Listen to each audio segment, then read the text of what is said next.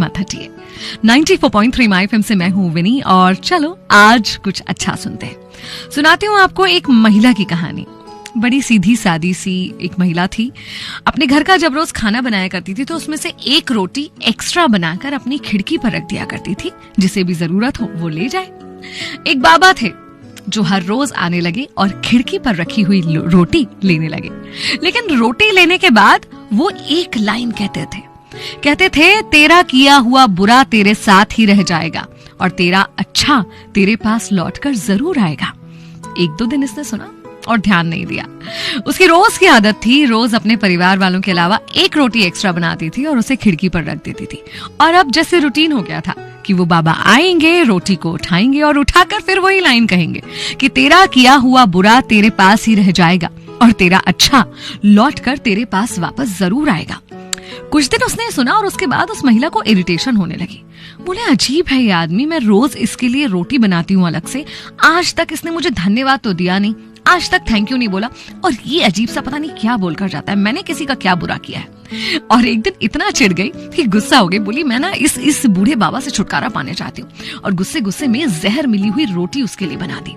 जहर मिली हुई रोटी बनाकर खिड़की पर रखी ही थी कि अंदर से आवाज आई कि ये मैं क्या कर रही हूँ, मैं किसी की जान ले रही हूँ। तुरंत रोटी उठा ली खिड़की पर से और एक अच्छी रोटी खिड़की पर रख दी। वो बाबा आए, उन्होंने फिर रोटी उठाई और फिर वही कहा कि तेरा किया हुआ बुरा तेरे पास ही रह जाएगा और तेरा अच्छा तेरे पास लौटकर जरूर आएगा। इसने अनसुना सा किया, इरिटेट हुई अंदर चली गई।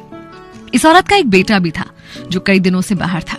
दिन रात उसकी सलामती की कामना करती रहती थी क्योंकि कई दिनों से उससे बात भी नहीं हुई थी। और उस दिन अचानक डोरबेल बजी और सामने क्या देखती है, उसका बेटा खड़ा हुआ है। वो बहुत खुश हुई लेकिन अपने बेटे की हालत को देखकर बहुत दुखी थी।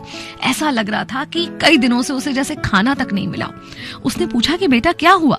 उसने कहा, माँ, मैं जिस देश में था वहां युद्ध जैसी स्थितियां बनी हुई थी, हमें कैद कर लिया गया था और किसी तरह मैं वहां से निकलकर वापस आ पाया हूँ। ऐसा लग रहा था कि बस प्राण निकल ही जाएंगे। इतने में रास्ते में एक बूढ़े बाबा मिले। उनसे मैंने कहा कुछ खाने को दे दो। उनके हाथ में एक रोटी थी जो उन्होंने मुझे दे दी और शायद उसी वजह से चलकर अपने घर तक पहुंच पाया।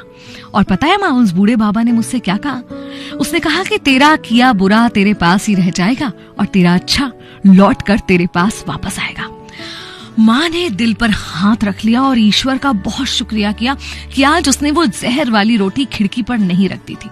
और आज उसे बाबा की उन लाइंस का मतलब भी समझ में आ गया कि तेरा अच्छा तेरे पास लौटकर आ ही जाता है। कई बार ना हम अच्छा करते करते थक से जाते हैं। ऐसा लगता है कि कोई अप्रिशिएट नहीं कर रहा और शायद इसलिए हम सोचने लगते हैं कि अब हमें अच्छा करना छोड़ देना चाहिए, कोई मतलब नहीं है, कोई कदर नहीं करता। लेकिन नहीं, अच्छा करना कभी मत छोड़िए।